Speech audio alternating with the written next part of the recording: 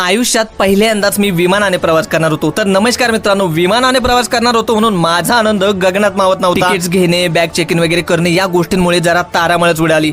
मित्रांनो, विमानाने प्रवास करणं फार मोठी गोष्ट नाही, परंतु ज्यावेळी आपण मेहनतीने आणि कर्तृत्वाने एखादी गोष्ट मिळवतो ना, त्याचा आनंद वेगळाच असतो। आणि एअरपोर्टच्या सर्व फॉर्मॅलिटीज पूर्ण करून मी फायनली वेटिंग रूम मध्ये पोहोचलो। इथे बसून मी बाहेरच्या विमानांचा आनंद घेत होतो आणि इथली चहाची किंमत पाहून म्हटलं अर्ध्या गोरच्यात महिनाभर चहा होईल आपला।